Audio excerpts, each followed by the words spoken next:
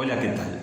En este video vamos a hacer algunas breves reflexiones respecto a la unidad 6 para que pueda servir como una introducción a la misma. Cuando comenzamos el cursado de la materia, en la unidad 1, abrimos el juego presentando la problemática de las ciencias en general y de las ciencias sociales, ¿no?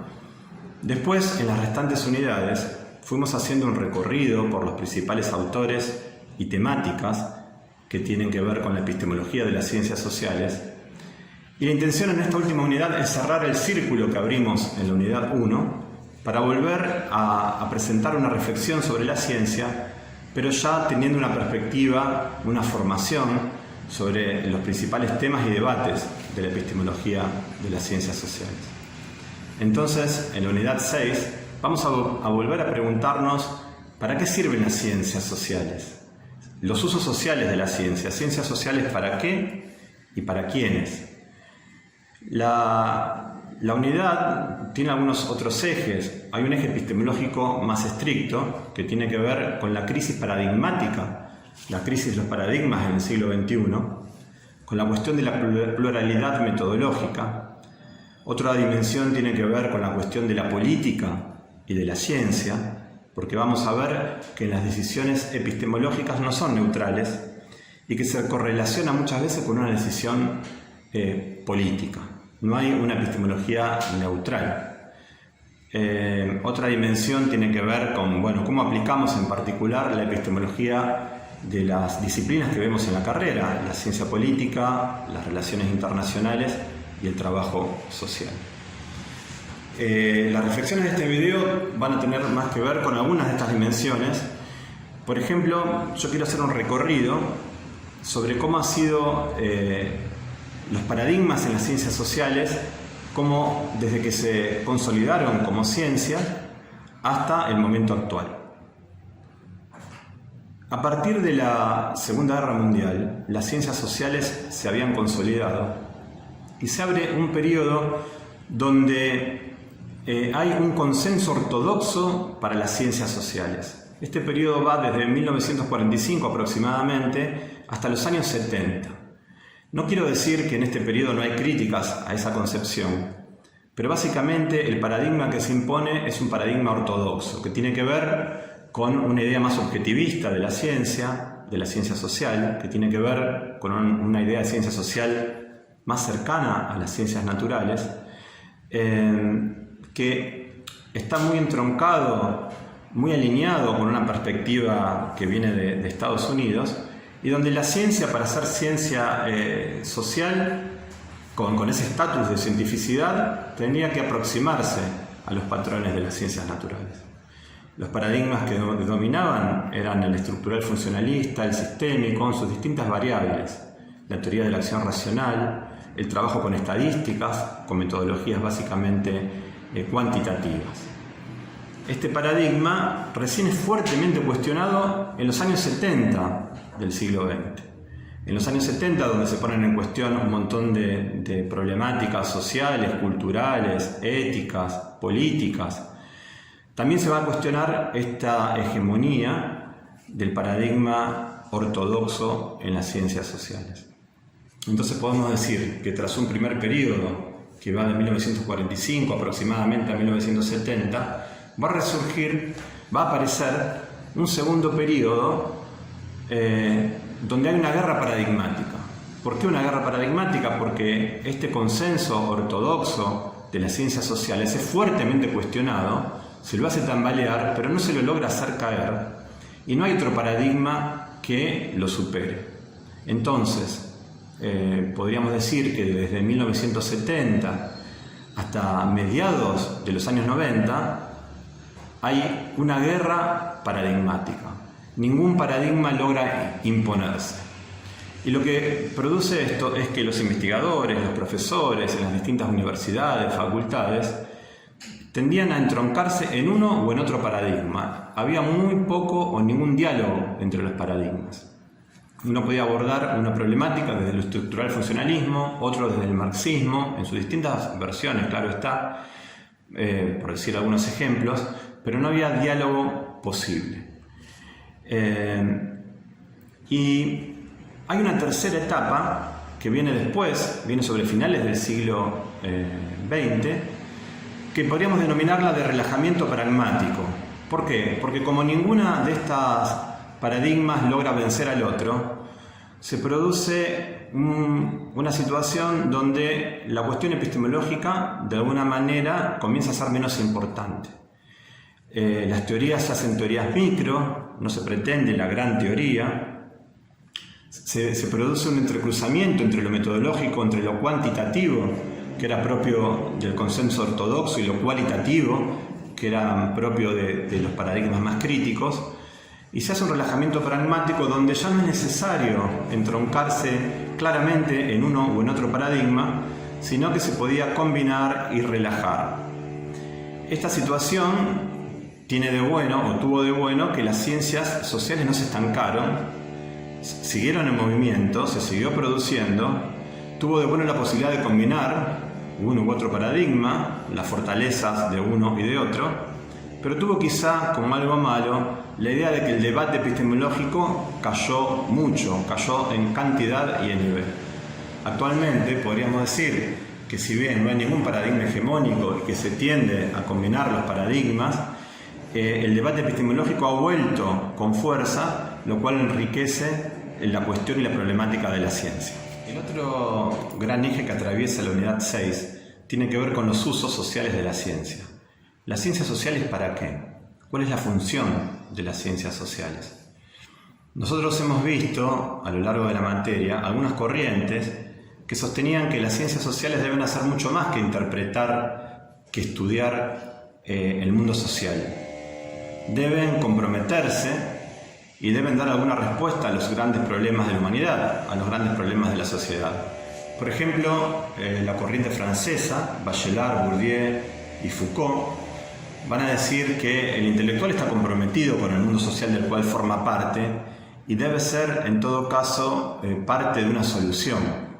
Siempre está de trasfondo la idea de que la sociedad está mal, de que el mundo que tenemos tiene problemas y que es función de los intelectuales y de los cientistas sociales abordar estos problemas y comprometerse.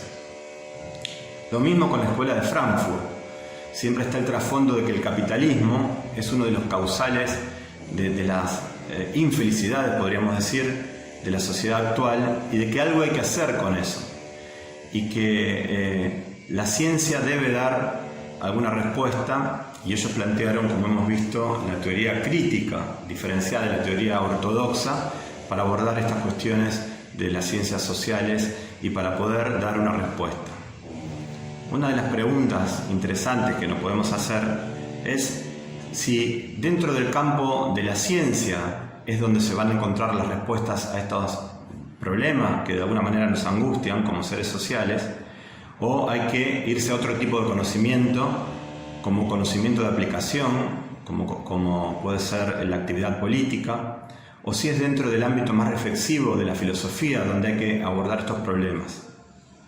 Esto nos lleva a pensar si el proyecto moderno de una ciencia racional va a poder dar respuesta a nuestras incertidumbres o no. La modernidad, con esta lógica básicamente racional, de racionalidad medio-fin, ha demostrado ser totalmente efectiva para una apropiación instrumental del mundo, y nos podemos preguntar, ¿podemos con la ciencia resolver los grandes problemas? La desigualdad, los problemas de género, los problemas ecológicos, la desigualdad social y política, el reparto injusto de los bienes económicos. ¿Se puede con un proyecto moderno, racionalizado, de tipo científico, o hay que romper con esto? La pregunta es interesante porque, por ejemplo, la Escuela de Frankfurt, a partir de su teoría crítica, donde cuestionaba el capitalismo, termina sosteniendo que no hay que romper con todo el proyecto moderno y que en todo caso hay que reconvertirlo para poder buscar soluciones a los grandes problemas de la humanidad, ¿no? Es el planteamiento de volver a las grandes preguntas y decir algo al respecto. Y siempre desde el camino de la ciencia, aunque es verdad que es una ciencia que rompe con el paradigma ortodoxo de tipo positivista. La pregunta está totalmente vigente. Hoy en día, ¿para qué sirven las ciencias sociales? ¿Cómo han de financiarse? ¿Hasta qué punto deben y pueden romper con el financiamiento privado? Ese tipo de preguntas son las que motivan y las que disparan la unidad 6. Voy a cerrar este video breve haciendo unos comentarios sobre otra dimensión que tiene que ver con la epistemología y la política. Y voy a introducir a un autor que se llama Boaventura de Sousa Santos, que va a plantear que las desigualdades políticas y sociales tienen un correlato directo con las desigualdades epistemológicas. Es esto que se denomina saber situado. No hay saberes neutrales, va a decir de Sousa Santos, y no hay saberes situados en el vacío. El saber siempre está situado en un territorio y eso dice mucho respecto a las problemáticas que aborda. Boaventura de Sousa Santos es un autor portugués que nace en 1940 y que, a pesar de formar parte de un paradigma crítico con la visión hegemónica de la ciencia, la visión dominante, ha logrado posicionarse en el campo académico internacional. Tiene un doctorado en Estados Unidos, tiene varios doctorados honoris causa a lo largo de todo el mundo y ha sido y es un autor de enorme influencia. Fue un participante activo del Foro Social Mundial, tuvo una enorme influencia en Brasil y ha trabajado temas como la globalización, los derechos humanos, la sociología democrática y, por supuesto, la epistemología. Porque el principal argumento, lo principal de la visión de este autor, de Boaventura de Sousa Santos, es que no hay una desigualdad política o social que no se corresponda antes con una desigualdad nociológica o epistemológica. Todo saber es situado e incluso Sousa Santos sitúa territorialmente el saber. Hay una relación directa entre el lugar donde se produce el conocimiento y las aplicaciones de este conocimiento y las implicancias que este conocimiento va a traer. Explícitamente interesado en intervenir en la realidad social contemporánea, Sousa Santos identifica grupos sociales, pueblos, países, regiones y sectores sociales oprimidos que no gozan de los mismos estándares de bienestar que el que tienen otros grupos sociales y sobre todo otras regiones y otros territorios y otros países. El problema de las desigualdades tiene que ver con una cuestión de justicia cognitiva, porque no hay una racionalidad neutral y cada saber esconde, cada posición epistemológica esconde, a veces no la esconde, a veces lo hace explícito, pero muchas veces la esconde, una posición política que hay detrás. Entonces es interesante pensar esta idea de que no hay tanto injusticias y desigualdades sociales, sino que hay injusticias cognitivas que son las que producen este tipo de injusticias sociales. Lo que él va a plantear entonces son las epistemologías del sur, que es un saber situado políticamente y regionalmente situado. Son los saberes que producen los pueblos, regiones, sectores y países oprimidos y que se oponen de alguna manera a estos saberes hegemónicos. La epistemología del sur supone entonces un saber situado que reconozca no solamente sus intereses regionales, sino su condición de opresión, porque es fundamental que se sepa que se está produciendo y viviendo desde una situación de opresión. El sur no solamente es un lugar geográfico para Boaventura de Sousa Santos, sino una metáfora del sufrimiento. El autor lo que va a proponer es la existencia y la construcción de conocimientos alternativos que están relacionados con los intereses de los pueblos que sufren y de los movimientos sociales. Un saber no científico que sin embargo se ponga en contacto con las universidades públicas de esos sectores oprimidos para producir una suerte de diálogo de saberes, una apertura de racionalidades que el autor le va a llamar ecología del saber.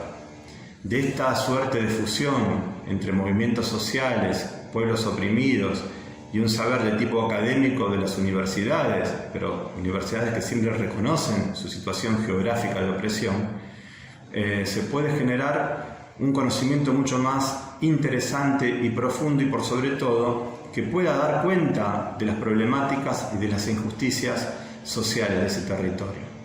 Porque solo desde un saber que reconoce su situación y solo con protagonistas que a partir de este diálogo de saberes, de esta ecología del saber, pueden plantear, saben cuáles son las preguntas que necesitan ser respondidas. No es posible desde los grandes centros hegemónicos del conocimiento mundial, poderoso, establecer las problemáticas y por sobre todo dar respuestas a estos asuntos. Si no se produce esta ecología del saber, siempre va a haber una situación de opresión de los unos por sobre los otros. Para graficar un poco esta idea que plantea de Sousa Santos y para contraponerla a las visiones de ciencia tradicional, podríamos pensar un esquema donde, por un lado, esté la perspectiva hegemónica del conocimiento y por el otro lado esté la perspectiva alternativa del conocimiento que plantea en este caso de Sousa Santos. La primera perspectiva, la hegemónica, podríamos ponerla en la forma de Karl Popper, por ejemplo, no es el único autor por supuesto, y podríamos decir plantea un racionalismo crítico. En contraposición, las epistemologías del sur plantean un saber situado. La visión hegemónica va a plantear una ciencia tradicional producida desde los grandes centros académicos internacionales de renombre. Las epistemologías del sur van a plantear una ecología del saber, que es este diálogo, como decíamos, entre movimientos sociales y universidad. Por otro lado, la visión hegemónica de ciencia tradicional va a plantear un modelo de razón único y universal, y las epistemologías del sur una razón pluralista que tiene una forma cosmopolita, diría de Sousa Santos. Una razón instrumental de tipo medio-fin como modelo único va a plantear esta visión hegemónica tradicional de la ciencia frente a una teoría crítica y un pensamiento situado y una razón pluralista que plantearía las epistemologías del sur. La visión tradicional supone un modelo de ciencia excluyente y la visión de Sousa Santos y la del saber situado plantea en cambio un modelo de ciencia inclusiva. Podemos pensar el primer modelo hegemónico como un modelo identificado con Estados Unidos, con Europa y en general con las regiones del norte, siempre entendido el norte y el sur como metáfora de la opresión, a diferencia de un modelo claramente identificado con Latinoamérica y con el sur y con los sectores oprimidos.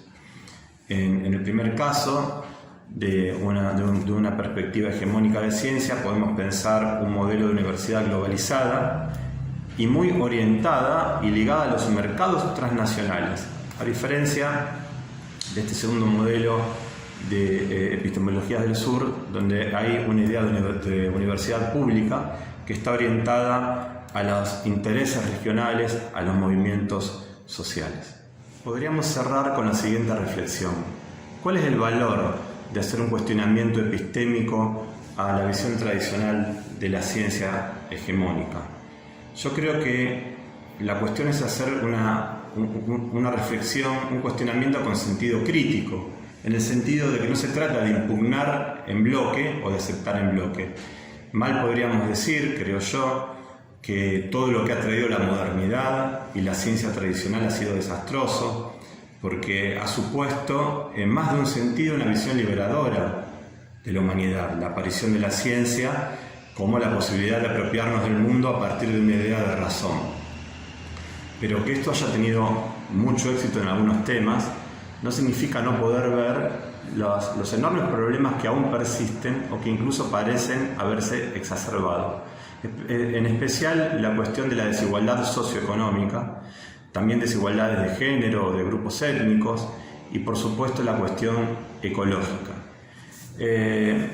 La gran pregunta es si podemos con la ciencia resolver estos temas o hay que pensar en algo totalmente distinto. Me gustaría pensar que dentro de las universidades y dentro de un modelo que no rompa totalmente con los paradigmas modernos, podemos buscar alternativas para encauzar hacia dónde ha ido esta gran historia de la ciencia. Uno de los lineamientos, una de las maneras es cuestionarnos qué tipo de conocimiento están produciendo las instituciones, que son las encargadas de producir ciencia, las universidades, y cómo éstas se financian, qué relación tienen con la economía y con las instituciones privadas. Sería interesante, sería algo muy esperanzador que los grandes problemas que hemos venido hablando puedan tener una solución dentro de estos institutos y organizaciones que son las encargadas de producir conocimiento científico. Pero no hay dudas de que para esto sea posible es necesario incorporar otras visiones para poder hacer un diálogo de saberes en términos de Sousa Santos que permita una visión crítica del conocimiento y que siempre está referido a mejorar la vida de las sociedades y de las personas.